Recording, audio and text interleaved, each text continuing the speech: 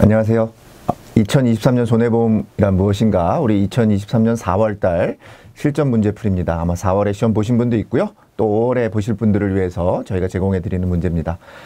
늘 말씀드리는데요. 실제로 우리 손해보험 자격시험 같은 경우는 문제풀이, 문제 유형, 문제, 은행, 방식으로 출제가 되고 있기 때문에 늘 나오는 문제들, 그래서 어떨 때는 우리가 생각하는 아주 중요한 부분들이 골고루 나오는 경우도 있고요. 또 어떤 경우에는 조금 우리가 생각했던 것보다는 조금 더 사이드에 있는 문제들이 나올 수도 있으니까 여러분들, 저희 회사로부터 제공받은 그런 문제집들, 또 모의고사 문제집들 같은 경우를, 여러분들이 아마 좀 성실하게, 충실하게만 아마 모의고사 같은 경우는 한 5회분 제가, 여러분들에게 거의 장담할 수 있을 정도로, 합격을 장담할 수 있을 정도로 말씀드릴 수 있는 부분은 한 5회분 정도를 연속해서 그 5회분 정도 되는 문제를 풀어보시고, 그 다음에 그 부분에 대해서 거기서 꼭 필요하다라고 생각하는 부분들을 잘 정리만 해두시면은 충분히 여러분들 60점 이상 합격하실 수 있다라는 말씀 드리겠습니다.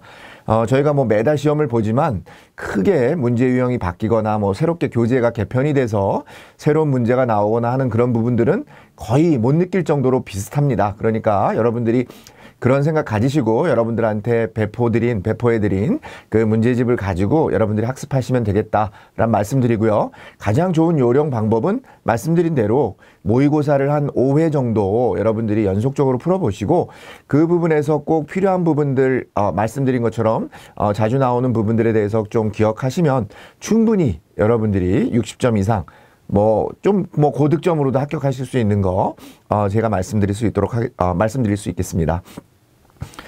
자, 다시 그러면 한번 실전 문제 한번 풀어보도록 하겠습니다. 1번 문제입니다. 우리가 이제 1번부터 17번까지는 교재상으로는 3편이죠. 손해보험에 대한 내용이 먼저 나오고요. 그 다음에 18번부터 33번까지는 1편, 2편에 해당하는 문제들이 나오고 마지막에 34번부터 50번까지는 재산보험이 출제가 되고 있습니다. 그래서 이 부분에 대해서는 여러분들이 손해보험에 대해서 모집인이 되시는 부분이니까 잘 기억하셔야 되는 부분이니까 여기 나와 있는 부분들 중심으로 보시면 되겠고요. 항상 1번 문제는 주택화재보험이든 화재보험에서 보상하는 내용, 보상하지 않는 내용, 여기 나와 있는 것처럼 증권에 기재해야 되는, 명기해야 되는 보험, 그런 항목, 물건이 뭐고, 그 다음에 아니면 자동으로 담보가 되는 물건이 뭐다. 그죠? 그래서 그런 부분들이 시험에 나오고 있다. 요 1번 문제 같은 경우는 거의 단골로 나오는 문제라고 보시면 되겠습니다. 주택보험 가입 시 보험증권에 기재하여야 하는 건 뭐예요? 반드시 명기해야 된다는 거죠. 그건 뭐예요?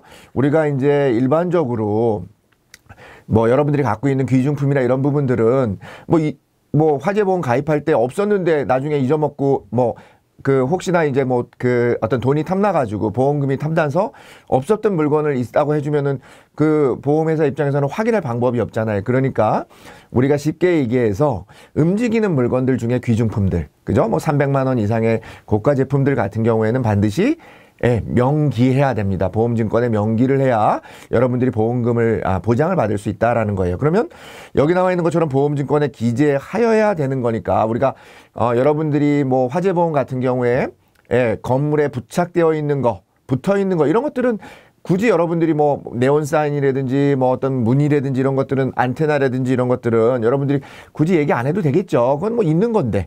그러니까 여기 나와 있는 것처럼 2번에 선전탑이라든지 부속된 안테나라든지 그 다음에 피보험자와 같은 세대에 속하는 사람의 소유물인 가재도구에 대해서는 여러분들이 반드시 기재할 필요는 없다. 그러나 피보험자 소유의 야적의 동산, 그죠? 어디 쌓여있는 동산 같은 경우 뭐가 있는지 모르잖아요. 근데 그게 만약에 보상을 받으려면 반드시 명기를 해야 된다. 그래서 정답은 1번이 되겠습니다.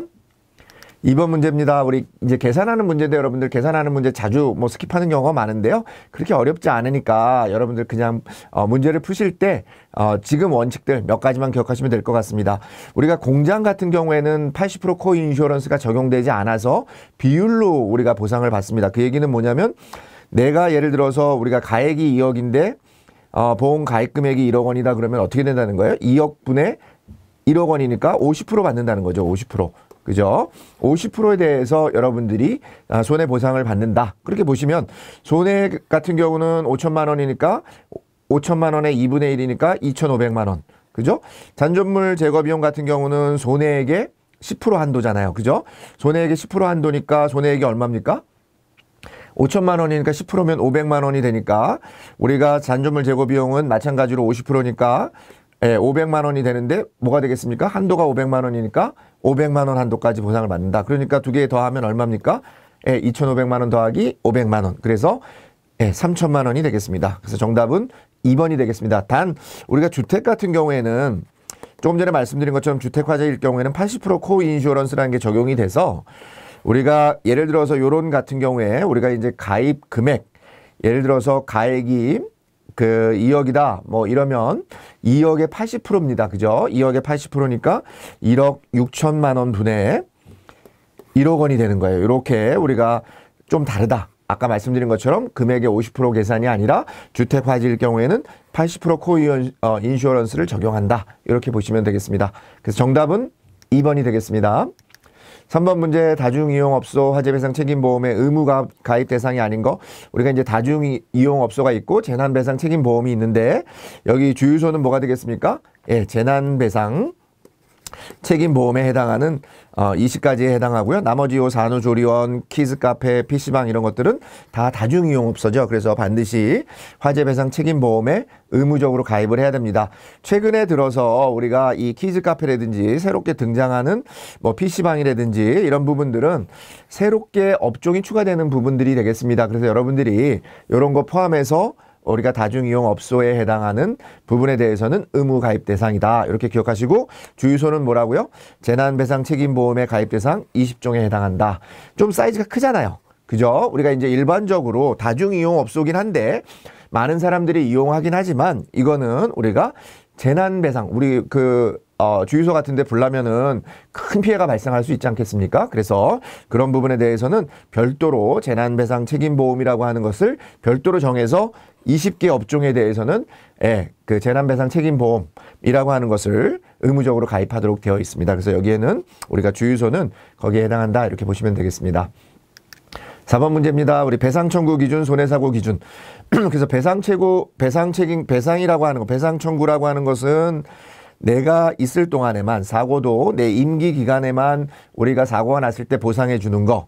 손해배상은 우리가 손해배상 청구, 손해사고 기준 같은 경우는 그거하고 관계없이 내가 있는 기간 중에도 언제든지 보상을 해줘야 되는 부분. 그죠? 있을 때만 해주는 건 뭐예요? 내가 어떤 전문인이라든지 임원, 배상인 경우에는 내가 만약에 임원을 하다가 나갔는데 또는 의사를 하다가 의사를 그만뒀는데도 만약에 그 이후에 사고가 발생을 해서 책임을 물 수는 없는 거죠. 그죠? 그래서 그 기간 중에 내가 종사하는 기간 중에만 책임을 지는 것을 뭐라고 한다? 배상 청구 기준 배상 책임보험이라고 합니다. 그래서 조금 전에 말씀드린 것처럼 임원이나 전문인 뭐 의사라든지 뭐 변호사라든지 이런 전문인 같은 경우 그래서 임원하고 전문인은 우리가 배상 책임 그러니까 배상 청구 기준 먼저 얘기하라고 했으니까 임원 전문인이 들어가 있는 1번 아니면 2번인데 뒤에도 뭐가 돼야 되는 거예요?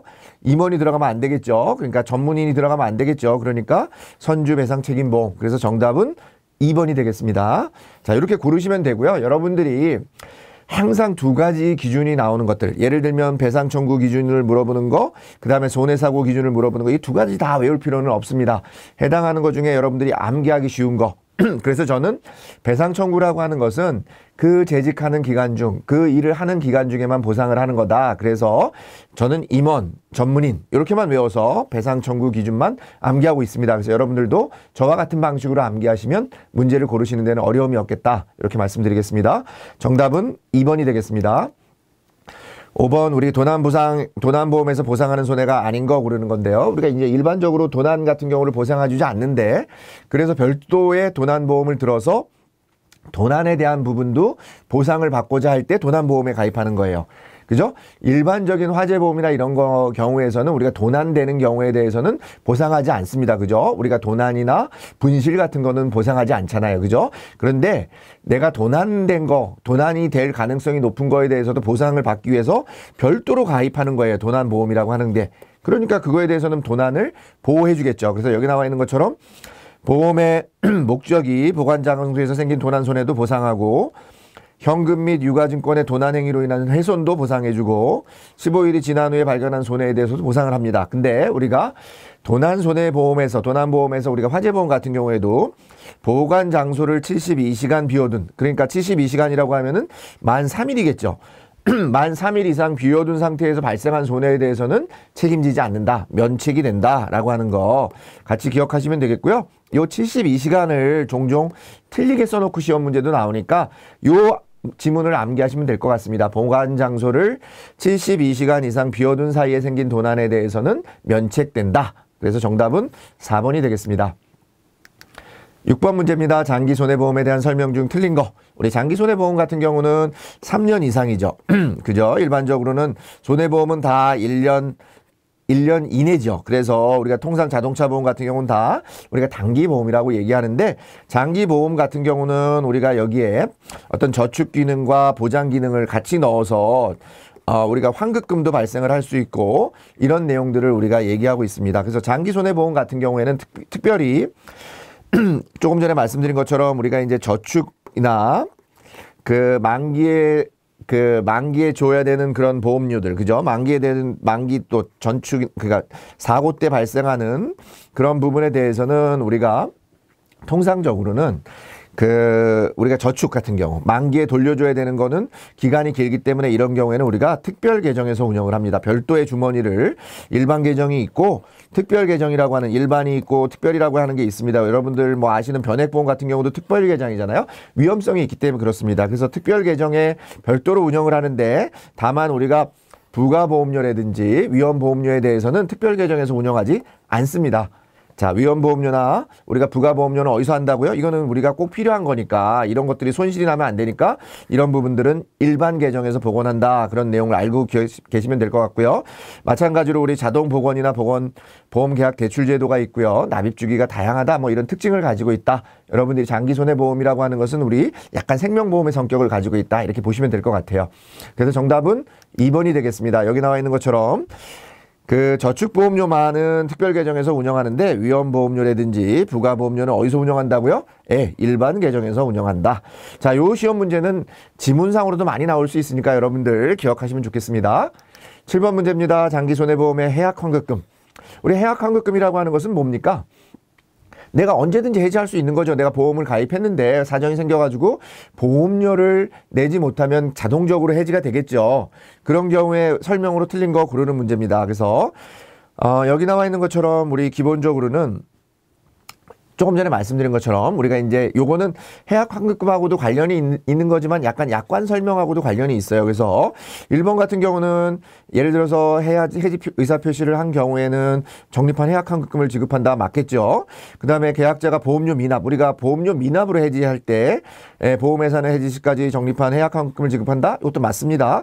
계약자의 고지의무, 통지의 위반 등으로 계약이 해지된 경우에는 해지 시까지 적립한 해약환급금을 지급한다. 이것도 맞습니다. 딱 맞는 내용이죠. 근데 자, 4번 보면은 계약자가 중대한 과실로 내용을 보험회사에 알릴 의무를 위반한 경우 보험회사는 그 사실을 안 날로부터 얼마 이전까지죠? 1개월이 경과하기 전에는 해약환급금을 지급하고 계약을 해지할 수 있습니다. 그럼 1개월이 지나면은 해약할 수 없다는 거죠. 자, 그래서 안 날로부터 1개월. 자, 1개월이라고 하는 숫자가 중요해요. 1개월을 물어보는 숫자가 많이 없습니다. 우리가 통상적으로 3개월이 많은데 1개월, 우리가 고지 의무를 안 날로부터 1개월 이내에는 계약을 해지할 수 있다. 아시겠죠? 그래서 정답은 4번이 되겠습니다. 8번 문제입니다. 납입 연체로 해지된 장기손해보험 계약의 부활. 설명이 아닌 것은 우리가 통상적으로 부활은 뭐하고 똑같다고 얘기합니까? 신계약하고 똑같습니다. 그러니까 절차나 방법이나 이런 것들이 동일하게, 고지 의무 같은 경우도 동일하게 해야 되고 다 동일하게 처리해야 돼요. 우리가 부활한다 그래서 간소하게, 간략하게, 간단하게 처리하는 것은 안 됩니다. 자, 그래서 여기 나와 있는 것처럼 틀린 거 고르는 문제니까 고지 의무는 최초 신계약 체결 시의 내용으로 가름한다? 가름한다라고 하는 건 절대 불가능하고 반드시 다시 똑같이 고지 의무를 여러분들이 가서 확인을 받으셔야 된다. 그렇기 때문에 정답은 3번이 되겠습니다. 자, 9번 문제입니다. 장기손해보험의 보험료에 관한 내용 설명 중 틀린 거. 앞서서 우리가 나왔던 문제가 또 중복돼서 나옵니다. 말씀드린 것 중에 우리가 일반 계정에서 운영하는 건 뭐라고 얘기했습니까? 예, 위험보험료와 부가보험료는 우리가 일반 계정에서 운영하고 특별 계정에서 운영하는 것은 뭐라고 얘기했습니까? 저축보험료가 특별 계정에서 운영된다. 이렇게 되어 있습니다. 그러니까 여기 위험보험료는 어디서 운영한다고요? 특별 계정이 아니라 예, 일반 계정에서 운영한다. 자, 요 문제가 벌써 두 문제가 나올 수 있습니다. 한 시험에서 두 문제가 나올 수도 있으니까 여러분들 그런 거 잘 확인해서 문제 풀어보시면 좋겠습니다.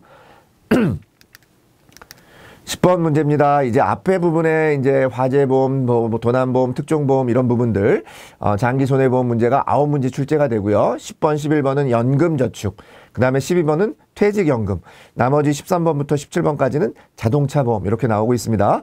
연금저축 세제 적격 요건에서는 항상 5자를 기억하시면 됩니다. 5자. 그래서 납입 기간이 5년 이상 되어야 되고 55세 이후부터 연금 수령 한도 120% 통상적으로 120% 한도 내에서 여러분들이 수령하시면 된다. 그래서 5년 만 55세가 되겠습니다. 그래서 정답은 2번이 되겠고요. 11번 문제입니다. 연금저축에 대한 설명으로 틀린 거 고르는 문제입니다. 그래서 우리가 연금저축 세액공제나 보장성 보험 세액공제는 보장성 보험이나 연금저축은 소득공제가 아니라 뭐죠? 예, 세액공제입니다. 세액공제. 근데 여러분들이 알고 계시는 뭐 건강보험료라든지 이런 것들은 소득공제 대상이 되지만 보장성 보험이나 연금저축은 우리가 제도가 바뀌어서 옛날에는 소득공제였는데 지금 뭐가 된다고요? 예, 세액공제가 되고 있다. 세액공제. 그러니까 세액공제가 소득공제로 변경된 게 아니라 바뀌었죠. 소득공제가 세액공제로 변경되었다. 정답은 1번이 되겠습니다. 나머지 지문은 여러분들 한번 읽어보시면 되겠습니다. 12번 문제 근로자 퇴직 시 수령할 퇴직급여가 사전에 확정된다. 사전에 확정되는 걸 우리가 뭐라고 한다고요? 확정급여형이라고 합니다. 예, 받아야 되는 것이 확정된다. 그러니까 확정급여. 여러분들이 직접 운영하는 것, 근로자가 직접 운영하는 것은 확정기여형. 우리가 확정급여형은 DB라고 하고요. 확정기여형은 DC라고 합니다. 그럼 정답은 3번이 되겠습니다. 자, 이제부터 17번까지는 우리가 통상적으로 자동차 보험인데요. 5문제가 출제되는데 자동차 보험은 앞에 나와 있는 내용보다는 조금 어려울 수도 있습니다. 근데 여러분들이 자동차 보험 뭐 누구나 다 가입하고 있는 보험이니까 여러분들이 그런 의미에서 한번 기억하시면 좋겠다. 그런 생각이 좀 듭니다. 12대 중과실이라고 하는 게 뭡니까? 아닌 거 고르는 거니까 우리 중앙선을 침범하거나 뭐 유턴을 뭐 하거나 뭐 그다음에 여기 나와 있는 것처럼 알코올 농도 같은 경우는 0.03. 자, 우리가 알코올 기준에서는 0.03이라고 하는 기준을 좀 기억하시면 좋겠고요. 어린이 보호구역 안전의무 위반 다 안 되겠죠. 위험하게 돼 있잖아요. 여러분들 다 이런 것들을 하게 되면 교통사고 처리 특례가 적용되지 않는 겁니다.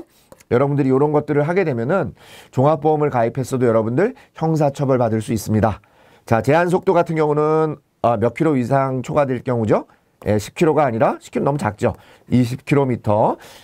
시속 20km를 초과한 경우에는 우리가 12대 중과실의 사고에 해당한다. 그래서 정답은 2번이고요. 시험 문제는 의외로 쉽죠. 근데 내용상으로는 12대 중과실을 다 기억하셔야 되는데 여러분들이 사망사고라든지 음주운전이라든지 뺑소니 사고 이런 것들은 다 12대 중과실을 포함해서 이런 거하고 12대 중과실을 했을 때는 앞서서 말씀드린 것처럼 교통사고 처리 특례에 적용을 받지 못해서 여러분들 형사처벌 받을 수 있다라고 하는 거 기억하시면 되겠습니다. 정답은 2번이 되겠습니다.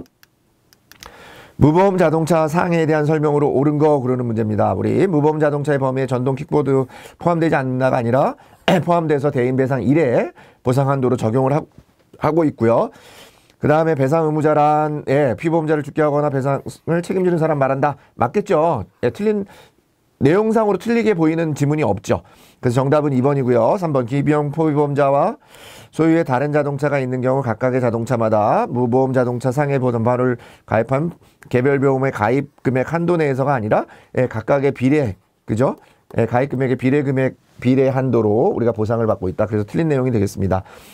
보상 한도는 우리가 대인 배상 1과 동일하다가 아니라 여러분들이 가입한 보험 가입 금액 한도 내에서